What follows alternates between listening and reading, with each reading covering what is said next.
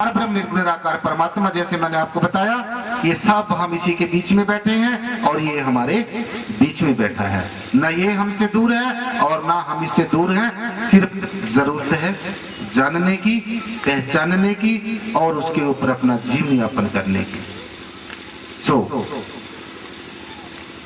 इस बात को अपने जीवन में धारण करने के लिए हमने कैसे सदगुरु की शरण में जाना होगा। जैसे भगवान कृष्ण ने अर्जुन को गीता में उपदेश देते हुए कहा, सारी गीता का जो सार है, और गीता का ही नहीं सभी धर्मों के सदग्रंथों का जो सार है, वो एक ही चीज है, एक ही बात है, एक ही मूल है। हम सबका एक ही परमपिता है, एक से पिता एक सके हम बालक। देखिए ना, हमारे सदगुरु ने हमें क्या बताया। और आज ये दुनिया की कितनी रातें ऐसी हर्षों और लिबास के उसमें बीत जाती हैं, इंसान को खबर ही नहीं है कि हमारे गुरुओं ने क्या कहा और हम क्या कर रहे हैं। तभी सासंग जी आज जो हालात हैं खराब हो गए हैं। इसलिए अपने भारतीय संस्कृति को इसी परब्रह्म निर्गुण निराकार परमात्मा का ज्ञान लेकर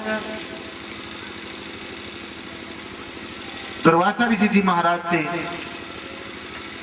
भगवान कृष्ण ने जो ज्ञान लिया, उपदेश लेकर उन्होंने अपने सदगुरु भगवान के नाम पर अपना जीवन लगाया। तो आज भगवान राम जी का और भगवान कृष्ण जी का नाम हम आदर से लेते हैं, उनकी आचरण को अपने जीवन में ढालने की कोशिश करते हैं। ऐसे ही अनेकों संत महापुरुष हमारे इस भारत के भूमंडल पर आए और आते ही रहते हैं। ये सृष्टि कभी संतों से खाली नहीं होती।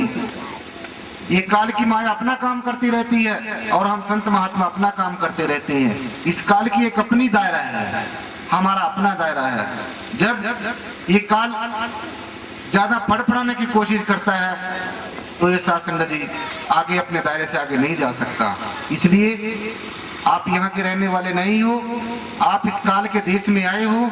और ये जो आत्मा है, जिस पंच भौतिक शरीर के अंदर हमारी आत्मा है, ये जन्म जन्मांतरों से परमेश्वर से बिछड़ी हुई है।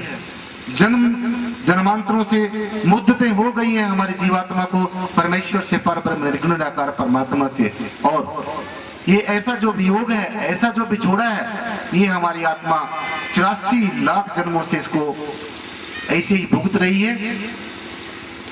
कभी इस जीवात्मा को किसी जोनी में जाना पड़ता है, कभी किसी जोनी में जाना पड़ता है। लेकिन अब हम सबको ये बड़ी पावन पवित्र नर नारायणी देह मिली है। नर नारायणी देह इसलिए कहते हैं कि नर की देह के अंदर ही नारायण वास करता है। और जब भी आपको ज्ञान होगा ना, या आज तक जिसको भी ज्ञान हुआ है, इसी नर नारायणी देह में हुआ है, किसी दूसरी जोनी में नहीं हुआ। क्योंकि ये इंसान हर एक चीज से भरपूर है, परमात्मा की श्रेष्ठ संतान है और परमात्मा का बहुत ही प्रिय पुत्र है। जैसे भगवान यीशु ने बाइबल में कहा कि मैं परमात्मा का बेटा हूँ, आप भी परमात्मा के ही बेटे हो। भगवान यीशु ने ये नहीं कहा कि मैं ही परमात्मा का बेटा हूँ, हम सब ही परमात्मा के बेटे हैं। और भगवान जी ने यह भी कहा कि मेरी आज्ञा के बिना, मुझे मिले बिना, मेरे परमपिता की साम्राज्य में, मेरे परमपिता परमेश्वर के दरगाह में, चरण में नहीं कोई जा सकता। और ये वास्तव में बात सत्य है। यही बात हमारे सब सदग्रंथों में कही है कि गुरु की शरण के बिना, सदगुरु के उपदेश के बिना, सदगुरु के आदेश के बिना हमारा कभी जीवन का कल्याण नहीं हो सकता। चाहे वो हमारा वो ग्रंथ बाइबल है, चाहे वो गुरु ग्रंथ साहिबान है, और चाहे हमारा गीता है, चाहे हमारे रामायण है, चाहे वेद हैं, शास्त्र हैं, कतेब हैं, कोई भी किसी भी धर्म की जो हमें परमेश्वर से मिलने की प्रेरणा देती है, जो डगर हमें दिखलाती है कि ये परमात्मा से मिलने का रास्ता है, किसी को भी हम पढ़कर देखें तो सब में सासंग जी, सबका कंक्लूजन जो है, सबका मूल जो है, सबका सार जो है वो एक ही है। और वो क्या कि परमात्मा का अंश रूपी आत्मा हमारा अपना ही स्वरूप है। कई बार ढूंढने की जरूरत नहीं। दादू काया अंदर पाया, सब देवन का देव। दादू काया अंदर पाया, सब देवन का देव। सब देवी देवताओं का जो सरताज है, जो सभी देवी देवताओं का आश्रय है, जो सभी देवी देवताओं का विश्राम स्थान है, जहां से सभी देवी देवता शक्ति लेकर उत्पन्न होते हैं, इन सब का जो देव है, सबका महादेव है, जो देवादि देव है, जो आदि अंत से चला रहा है, आदि अंत एक अवतारा सोई समझियो गुरु हमारा। किसी एक विशेष जाति का गुरु नहीं, किसी एक विशेष धर्म का गुरु नहीं, किसी एक विशेष मिशन और संप्रदाय का गुरु नहीं, सबका, अर्थात बच्चे से लेकर बूढ़े तक का, चाहे वो किसी धर्म में पैदा हुआ है, किसी जाति में पैदा हुआ है, मानस की जात सबे एक को पहचानो। ये जो आज जातियों के नाम पर, धर्मों के नाम पर जो है दीवारें खड़ी की हैं, कुछ ऐसे धर्म के ठेकेदारों ने, कुछ ऐसे धर्म के जो धर्मांध लोग हैं जिनको धर्म के बारे में ज्ञान नहीं है। तो इसलिए साधुसंग जी, हमने अपने सदगुरुओं के बताए हुए मूल सिद्धांतों पर, सदगुरुओं के बताए हुए जो हमारे पद चिन्ह हैं उनके ऊपर चलना है, तभी हमारे जीवन का सुधार और उद्धार हो सकता है।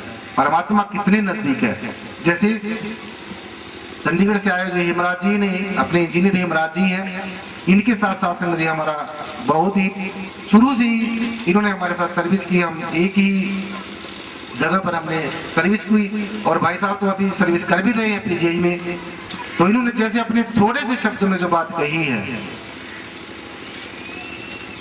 कि जो सदगुरु की कृपा है वो मांगने से नहीं मिलती, आप कर्म करते चलिए।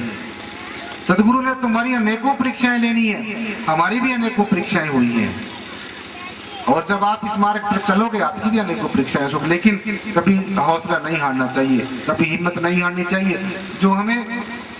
जो हमारी परीक्षा लेता है उसी ने परीक्षा में पास करना। जब हमने सौंप ही दिया सदगुरु भगवान को सब कुछ, तो फिर गिला किस बात का।